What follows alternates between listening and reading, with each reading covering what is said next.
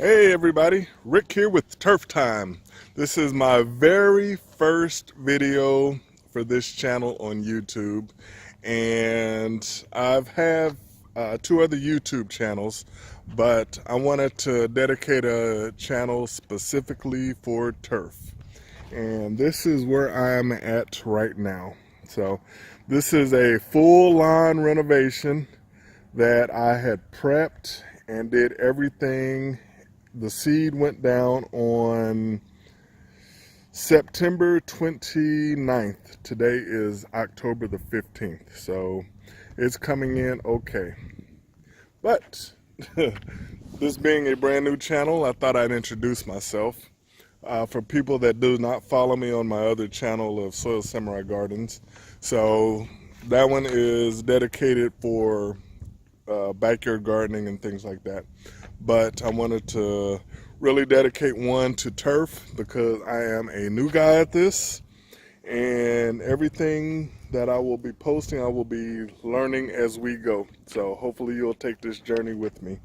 So a little bit of a background about myself. I grew up on a farm here in Kansas on 40 acres. We had chickens. I was primarily a chicken farmer, anywhere from 300 to 400 chickens at any given time. Had cows, and then we had cash crops, so corn, soybeans. So that was kind of my first introduction to growing, and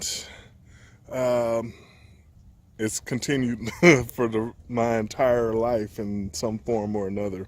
So with a few transitions in there between grows and between just life in general.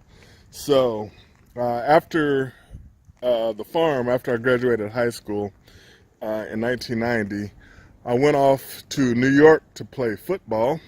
So on a full scholarship, I had a successful career there. So end up tying the sack record for that year, which has since been broken, but that was eons ago.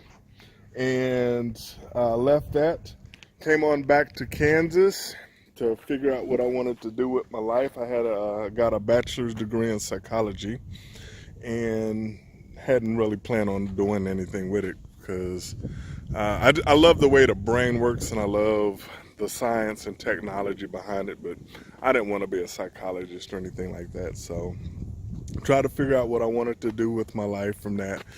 And an interesting twist of fate happened, if you will. I ended up for the next 10 years being a professional yo-yo player. Yo-yos, of all things. So, ended up having a very nice career doing that. Became a national yo-yo master. Broke the world record for the longest spinning yo-yo. I have a couple, actually 3 signature series yo-yos sponsored by a couple different yo-yo companies. And in 2002 became a national yo-yo master. So there's one of 20 of us in the entire world. And I thought that was a very neat honor. So I'm still active on the yo-yo scene. I don't travel as much as I used to anymore. So that is a whole story all in itself, where I was traveling around the world in front of tens of thousands of kids at any given time. So very nice career when it came to the yo-yos and things like that. So after that, the next 10 years after that, I became a futures trader. So trading particularly WTI crude oil. So which WTI stands for West Texas Intermediate Crude Oil. And I did that actually I still do that. So had a very profitable career doing that. So, I mean, it was some ups and downs as the way Wall Street works. But it's provided a pretty comfortable life for my family and I. So I'm still a really simple guy. So just I keep life very simple, but I keep it comfortable because, you know, being from Kansas, Um, when I was in New York, it was fine and everything, but that life was not for me. I'm just an old country boy. So I enjoy the outdoors. I'm an outdoorsman, hunt, fish, garden, pretty heavily actually. So we're actually in deer season right now, and I'll end up going hunting tonight. But I enjoy the simple life. So from that, I while I still am a futures trader, in that interim, as I was starting to slow down with life and family and everything, I became a master gardener. Master gardener. So that's actually still my forte when it comes to growing. I mean, I just love the way backyard gardens and feeding people and just watching a seed turn into something just spectacular, kind of like my landscape back there, which is pretty barren right now, but we're at the end of the season. So earlier on during the spring and summer is, I mean, absolutely beautiful and colorful. So I'm a master gardener. I've been one for, this is year number 3 coming up, and I'm also a master's student. Went back to school. So here at Kansas State University, go Wildcats. I am a master's student in horticulture, specializing in urban food systems. But that all ties into this channel right here because of some of the core classes that I've had to take, which was soil science, turf management, things like that. I found a renewed interest. So I've never been into turf ever. So this is a experience that I am taking forth going into this channel, and I wanted to grow. I want you guys to grow with me for any of the new subscribers or people that want to come aboard and see how we progress. So what I want to do is take some of my knowledge that I have from horticulture as far as growing the edibles and the fruit trees and all that stuff, and hopefully incorporate it in some sense to ways that you probably haven't seen on some of the more popular channels. You know, like Pete from GCI Turf, amazing. That guy is just so stellar, and his yard looks so beautiful. Jake the Lawn Kid, Ryan Knorr, the Pest and Lawn Ginger, I love that name. Matt from the Grass Factor. That guy, he is a scientist. I mean, just the way he really breaks down the formulations of how things grow, the technical names of it. That is what I'm really into. And, you know, he's very knowledgeable. He's answered a lot of my questions that I've asked him during his weekly meetings. And I really appreciate that guy there. The Grass Daddy, and everybody's favorite, the thrower down guy, Alan, the lawn care nut. So amazing guys, and I've learned a wealth of knowledge from these guys just in this short period of time when I started this lawn renovation, because this was actually very spur of the moment. So the backstory is I had the master gardeners come out and visit my garden, and the garden was great, but my turf was not. And I wanted to have the complete package when it comes to this house. So I went ahead and glyphosated everything with a product called Eraser, and end up digging and let me see. These are irrigation heads. So there's 21 heads throughout the entire property. You can see where a lot of the green flags are. I did that all by myself. I got a quote from the irrigation people. They told me $5,000. I figured I could do it for less, and I did. So I ended up renting a trencher. I had the utility company come out to flag off other areas where cable, water, gas, all that stuff is. And then I rented the trencher and got to work. But all the side strips, they had to be hand dug. So a little piece of an area over there, this long strip right here, had to been hand dug. And then that long strip, it's about 200 foot long, all had to be hand dug. And then I went under the sidewalk about right there, roughly right here somewhere, not on the cracks in the middle, and then on the other side. So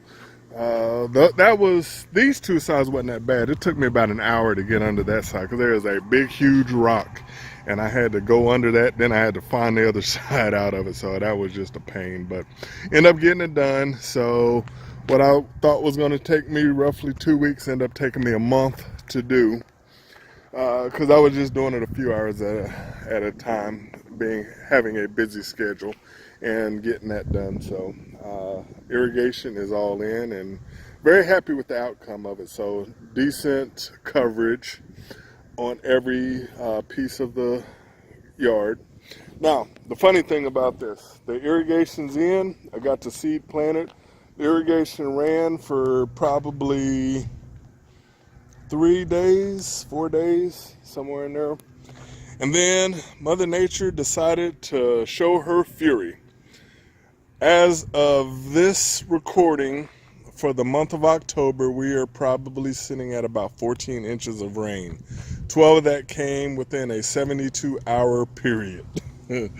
So this was kind of my challenge. You can't see it now because we actually got some more rain last night. But I went ahead and reseeded some of these areas because you see these little washout areas up in here. I was afraid the seed did not take up in there. So here's this one's coming straight from the drain. It made its way all the way down here. So I went ahead and reseeded those areas. But the grass is coming in really good, which as soon as we got that first rain, let me see here. I'm gonna say probably actually a day before that, I was getting some sproutings coming up. This is what you're looking at right now is perennial ryegrass, and the turf type tall fescue will start showing up a little bit later. So there's a little bit of the new seed. So that's just more for insurance than anything. I'm actually pretty sure these washed out, but I went ahead and reseeded all of this right here because it is a slope and I didn't want to take the chance of things getting washed out that I couldn't see. I'm thinking it probably held, but we'll find out for sure. I'm not exactly sure. So it's filling in pretty decent. So this isn't too bad for day number 16 or 17. Let's see, 29. Is it 30 or 31 days in September? I don't remember. I think it's 30. So it's filling in pretty nice, and we will actually see how all of this turns out from this point here. So I went ahead, I got a brand new lawnmower. I had a old 21-inch snapper, which it might have got the job done, but I'm going for complete lawn domination. So I want to bring everybody's property value up in this house. On this, I'm actually on a corner lot. So the whole front yard on both sides came out to be 6,500 square feet. I have not done the backyard yet. The backyard is going to be a completely different story as far as what I do, because I'm probably going to want to do a bunch of trials back there, but I also want to leave some dandelions back there because I do appreciate the bees. So dandelions are the first thing that comes in flower in the springtime, so I want to give the bees something to be able to hang out back there, and I like having them in my backyard. But that will be for a future video as far as what we do there. So this year or next year, we're going to be focused strictly on the front yard and hopefully this stuff will be filling in pretty quickly. It is 35 degrees right now, which is, oh, I wouldn't say rare, but I would say out of the ordinary right now. Being here, as everybody knows in the transition zone, the weather can be real silly. It was 67 degrees not even 18 hours ago, and it's going to get back on up to about 55 degrees tomorrow, and then it's going to linger in the 50s and 60s probably from here on out. I don't know, maybe till December. We had 70-degree days in December last year, so strange. But folks here in Kansas, we're used to this strange phenomenon of a weather. So, all right, guys, that is it for this video. So that was a quick introduction of the turf type tall fescue full-on renovation progression. So I just wanted to show you where we're at currently. I wish I would have done this video at the very beginning. So I do have pictures of the prep, which I will put up. And that's it. I didn't even take pictures of the irrigation, which as much work as that was, I should have. So, but I'm actually really happy the way this is coming out so far. So for you guys that are a lot more knowledgeable on this stuff, I always appreciate comments and constructive ideas and things like that. So, and hopefully we'll have a nice thick turf for the springtime that I can start putting some stripes in and having this place look beautiful. All right, guys, that is it. Thank you for watching, and not bad for our first video, hopefully. All right, you guys have a good one. Rick out.